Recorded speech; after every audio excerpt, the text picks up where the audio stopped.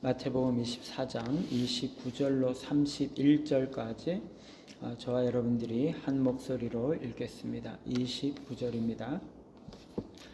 그날 환난 후에 즉시 해가 어두워지며 달이 빛을 내지 아니하며 별들이 하늘에서 떨어지며 하늘의 권능들이 흔들리리라. 그때에 인자의 징조가 하늘에서 보이겠고 그때 땅의 모든 족속들이 통곡하며 그들이 인자가 구름을 타고 능력과 큰 영광으로 오는 것을 보리라. 그가 큰 나팔 소리와 함께 천사들을 보내리니 그들이 그의 택하신 자들을 하늘 이 끝에서 저 끝까지 사방에서 모으리라. 아멘. 인자의 오심이라는 제목으로 말씀을 드립니다. 오늘 말씀은 세상에서 가장 무서운 환난으로 인해서 세상이 성도들의 피로 가득 차게 되었을 때 주님께서 오신다는 그런 말씀을 하고 있습니다. 여기에 나타나는 오늘 말씀에 나타나는 전체 사건을 한번 쭉 정리를 해보면요, 열거를 해보면 해와 달이 어두워지고 두 번째는 별들이 떨어지고 하늘에서 권능들이 흔들릴 것이다. 그리고 인자의 징조가 하늘에서 보이겠다. 그때 땅의 모든 족속들이 통곡하고 그들이 인자가 구름을 타고 능력과 영광으로 오는 것을 볼 것입니다. 그리고 그리스도께서 큰 나팔 소리와 함께 천사들을 보내실 터인데 그의 택하신 자들을 하늘 이 끝에서 저 끝까지 사방에서 모을 것이다. 이렇게 순서적으로 정리를 할 수가 있겠는데요. 이 말씀을 어떻게 해석을 해야 되느냐, 이것을 문자적으로 보아야 되느냐 상징적으로 보아야 되느냐 하는 것인데요. 엄격한 문자주의적인 해석은 피해야 된다는 것이 결론입니다. 이 모든 말들이 완전하게 문자적인 의미는 아니다, 문자적으로 이해해서는 안 된다라는 거죠. 이것이 얼마나 문자적인가 얼마나 상징적인가 하는 것에 대해서는 잘 알 수가 없습니다. 그러나 일부는 문자적으로 취해야 되는 부분이 분명히 있는 것이 맞습니다. 예를 들어서 이 모든 일들 과정 속에 새 하늘과 새 땅이 있게 될 것인데 그것은 참으로 있게 될 것입니다. 이때 일어나는 이 과정의 변화를 우리가 몇 가지로 요약을 할 수가 있습니다. 첫 번째, 온 우주가 큰 불로 혹은 큰 화재로 인해서 정결하게 될 것이라고 하는 것입니다. 베드로후서 3장 12절에 보면 그날에 하늘이 불에 타서 풀어지고 물질이 뜨거운 불에 녹아지려니와 라고 말씀을 하고 있죠. 그래서 온 우주가 큰 불로 이렇게 태워지게 될 것이다. 화재가 날 것이다. 두 번째, 그 후에 이 우주가 바로 회복이 된다는 거죠. 화재는 우주를 완전히 파멸시키는 것은 아닙니다. 그러니까 지구가 완전히 이게 이제 녹아가지고 없어진다는 그런 의미가 아니라고 생각이 되는 거죠. 왜냐하면 그 바로 후에 똑같은 땅과 하늘이 여전히 남아 있을 것이기 때문에 그렇습니다. 그러나 그것은 새로워진 하늘과 새로워진 땅인 거죠. 그래서 이 베드로후서 3장 12절의 말씀은 신천신지를 이루는 전반전인 셈인 거죠.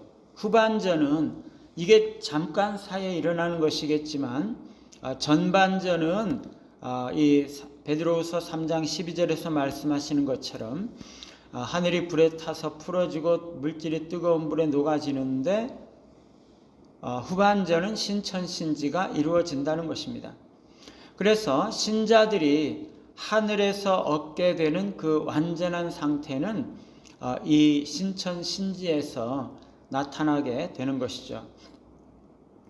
세 번째로 이때 변화는 완전한 자유와 영광을 회복하는 그러한 변화라는 것입니다.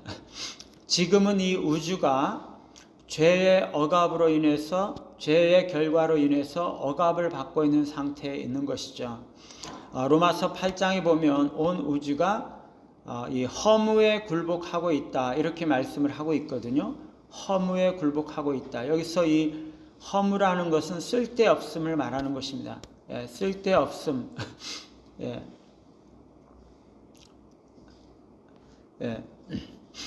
그날에 이 허무가 풀리게 되는데 완전한 해방이 이루어지게 되는 것이죠.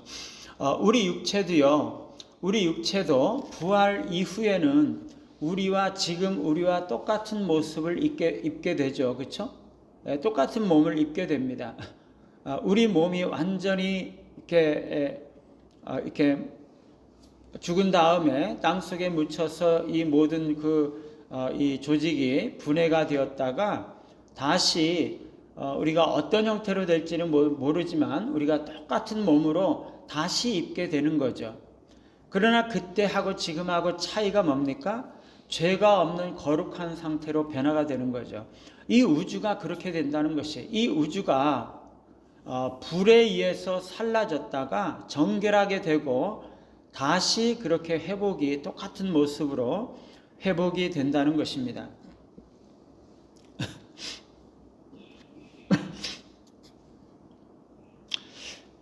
네 번째 변화로 네 번째로 이 변화로 인해서 조화를 갖게 된다는 거죠.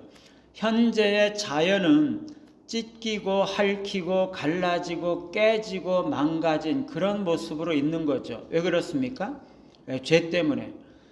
그래서 평화와 조화가 부족한 상태에 있습니다. 그러나 그때는 이 변화가 일어나게 되면 모든 자연이 영광스럽게 회복이 되는 것이죠. 그래서 완전한 조화가 이루어지는 것입니다.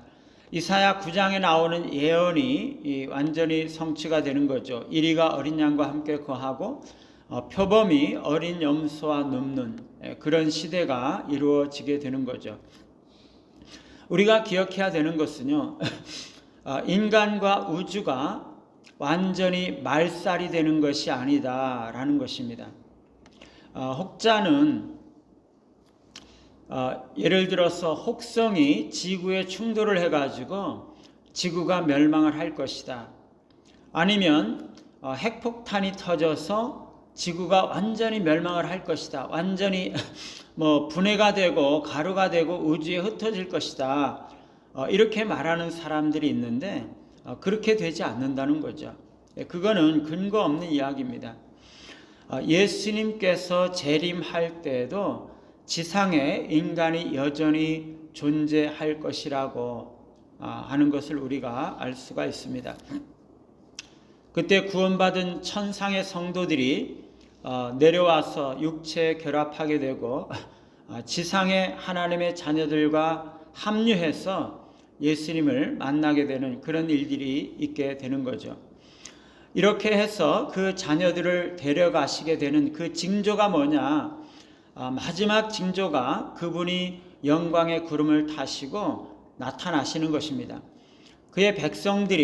그래서 그의 백성들이 공중으로 올라가는 동안에 예수님을 만나러 올라가는 동안에 예수님께서 그들을 만나러 내려오시는 거죠. 그래서 공중에서 그리스도를 만나게 되는 것입니다. 그래서 예수님께서 천사들을 데려가시는 유일한 징조는 그가 영광의 구름을 타고 수많은 천사에 둘러싸여서 장엄하게 나타나는 것이다. 이렇게 볼 수가 있습니다. 인자가 구름 타고 오실 때 땅의 모든 족속은 슬퍼하게 된다고 말씀을 하고 있죠. 왜냐하면 주님의 오심은, 주님의 나타나심은 심판을 의미하며 더 이상 구원은 없을 것이기 때문입니다. 그때는 주님이 오시는 것을 보고 후회해도 이미 늦은 것이죠. 그때 큰 나팔 소리가 실질적으로 온 우주를 뒤엎을 것입니다. 그러나 이것도 실질적인 문자적인 나팔이라고 보기는 쉽지가 않습니다. 레위기 25장에 보면은요, 희년 속죄일에 뿔나팔을 불라 이렇게 말씀을 하고 계시거든요. 그 나팔 소리, 그 희년에 불었던 그 나팔 소리가 이제 예수님께서 오시는 바로 그때에 울려 퍼지게 되는 나팔 소리라는 거죠. 재림으로 인해서 전 우주의 자유, 곧 영원한 희년이 이루어질 것이다 라는 것을 선포하는 나팔 소리입니다. 그 나팔 소리가 날 때 천사들은 사방에서 하늘 이 끝에서부터 저 끝까지 택자들을 모으게 될 것입니다. 말하자면 주님이 내려오시기 시작할 때 구속받은 천상의 영혼들은 천상을 떠나서 육체와 합치게 되고요. 그리고 그 예수님께서 내려오실 때 지상의 성도들은 눈 깜짝할 사이에 변화가 되어서 모든 성도, 곧 지상의 성도와 천상의 성도가 함께 주님을 만나러 공중으로 올라가서 주님과 함께 영원히 거하게 되는 거죠. 우리가 이 과정 속에 두 가지 교훈이 있는데요. 이 과정에 대한 약속은 신자들에게 확신과 소망을 주는 거죠. 하나님은 신자들의 궁극적인 구원의 계획을 가지고 계시다라는 것을 이 약속에 분명히 드러나고 있습니다. 그리고 또 하나는 그때까지는 그리스도의 재림에 대해서 깨어 있어서 대비하는 삶을 살라라는 것이죠. 오늘 주님께서 오시는 날 어떤 과정이 일어나게 되는지 정리를 했는데요. 재림의 소망을 가지고 늘 깨어서 승리하시고 사시는 우리 모두가 되시기를 간절히 바랍니다. 179장입니다.